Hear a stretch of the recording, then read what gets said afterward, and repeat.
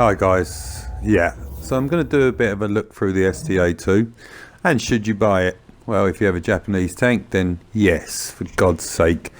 And the reason you should get this tank anyway is because it makes credits. It is the best tier 8 premium medium on the game, bar none, and there are good reasons for this. We got the PC version. The PC version sees tier 10s, but they gave us the same tank to see only tier 9s. Now, to run through a bit of comparison on this vehicle, running it through with the other premium matchmaking tier 8s. So you've got the Super Persian Type 59 and the T95 E2 as a comparison here. Okay, DPM on the STA2, 2002. Same as on the T95 E2, but that's where that comparison ends. The Super Persian gets 1,831 and the Chinese medium gets 1,798. Now, penetration on this gun, on this tank, 212. It's the highest. It's the same as the the Shah de Shah, the CDC, which sees tier 10s. So this tank's rate of fire is 8.34 rounds per minute without any equipment. It's got the slowest shell velocity of any of the tanks, so you have to lead your targets a bit more. But the weapon handling, 2-second aim time, it's faster than all the others. Dispersion on moving is 0.016 compared to the others of 0.24 on the Super Pershing and 0.18 on the Type 59. The T95 E2 does beat it. Now, speed wise, this thing is 1 kilometre an hour slower than the T95 E2 and way quicker than the other two. Dispersion factors on that gun, right? So,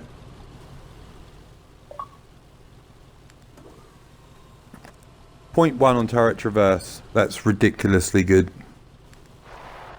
There's the radio, if ever you give a shit about talking to people. And the ammunition, which carries quite a lot for a tier 8 premium that hits so hard with such accuracy, with such penetration. I have got drawn into a tier 10 game, by the way, that's where the crew sit. I have got drawn into a tier 10 game yesterday in this tank with an AT-15, and I ended up top damage dealer, beating all the 10s. I did 2,900 damage, and most of it was on the side of an E100 and a Waffenträger. Now we'll go through the armour. Okay, now I have done a Tanks.gg comparison to run through, so I can actually show you where the really strong points are, but other than that, none of this stuff bounces anything unless you're absolutely ridiculously lucky. I mean, at tier 8 you might get the odd one here and there. You've got 10 degrees of gun depression on this tank, so use it, because as you'll see in the photographs that I've taken and put on the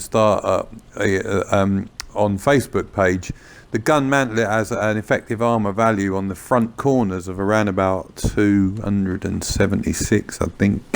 It could be even better. 330 millimeters, there we go. 350 millimeters at points throughout the centre of the gun mantlet, which is all spaced. So that's the gun stats right there as I ran through. 212 pen, which is the highest pen, and 240 alpha damage. The explosive rounds are pretty decent too. Heat rounds are really decent. Just got to remember that they are slower through the air again than the standard rounds. So in a nutshell, I mean, it was a tank that went into development for Japan, and it led to the Type 61 in the end. The equipment that I run on mine is a gun rammer, optics, because I want to use it like a spotter medium, because it is quick enough to do that, and a vertical stabilizer, so that when I do turn the turret, that 0.1 accuracy is never ever gone. So it's always a helpful factor. I mean, you could trade out the optics for vents and get it all set up like a battle-worthy medium, but you're lightly armoured, so you want to be in the back. You want to be spotting dings. So that's how I run mine. Other than that, should you buy this tank? Yeah, absolutely. You make money, and it's great fun. So the gameplay. We're at Progger. We've already got 6 spotted target hit, 2 pens ourselves. I didn't start the clip from the start because I forgot to press record. I had to get out of trouble because there was a T30 over there and a T29 that kept taking pot shots at me. We got rid of the Oni and we got rid of a T28. Artillery hit all those for me, thanks very much. And then the tanks that are going down the left are going to be getting engaging. Now, there is a part of this game that bemuses me, and how a medium tank of ours is able to drive in front of all of those unspotted vehicles down the bottom, still not spot them. I get the assisted damage on those, and then he goes to chase down the artillery. So there's the 212 pen, side shot into the KV5. Thanks very much for pulling up there, old boy. But other than that, he's a pain in the butt for me to pen. And he's also a pain in the butt in his positioning, because every time I try and pop up there to shoot him, the T29 has a little dig at me. So we've got to try and keep these guys at range, keep moving, keep working this bowl. Another reason I go over here is if I end up in the bowl and artillery's still alive. There we go. Standard rounds, no pen in the side. Great. Well at KV5, strong tank. So we get a critical. Now he's not moving. We go with a heat round because I've had enough of him. Thank you. I want him gone. He is causing me no end of grief. And we get rid of him. We go back to the standards. Now, artillery has nailed our Type 59. My detection's off. Now it's the mutant jumbo. Now all these guys are going to become my assisted damage. Now the reason I go in here is, look, there's water. If artillery doesn't directly hit my vehicle, there's no splash damage. The explosive rounds will just die in the water. We get a cheeky one in there and we receive 2 more. But we finally find the T29. There he is. And there's, see, no splash damage, straight into the water, no problem at all. So we are now suffering with a damaged turret ring. We are suffering with low hit points. And we've been spotted again.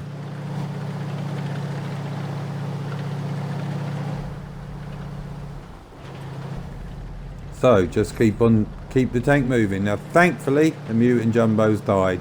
He was the guy that was detecting me. There's the shell speed. Should have led that target way more. Took a big risk there, thinking that those guys would chase that medium that was gone after the artillery.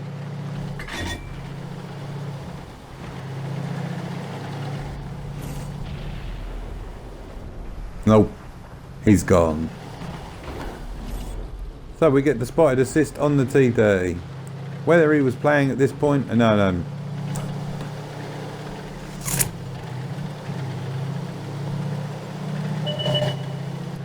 Now, how did that medium tank get past him? I just don't understand. I don't want to fire because I know I'll get detected. But inevitably I didn't. And he's gone. Thank you very much. So now we can go and claim some more damage and assist, because apparently that medium tank over there is blind and doesn't see that he's going to get shotgunned by the artillery that went over there. So using the 10 degrees of gun depression, we can work this little ridge. We get spotted by the Tier 9 Waffle. He's got no gun depression whatsoever, and we pick up an assisted damage on him. Now we don't, because all the other tanks could see him for themselves. Now I'm getting spotted assist because he would have been undetected to the other guys. We stick an explosive in his gun mantlet, and I notice that he's got the big gun, so that I know he's not going to be able to reload within the time that it takes me to do that. And that's game.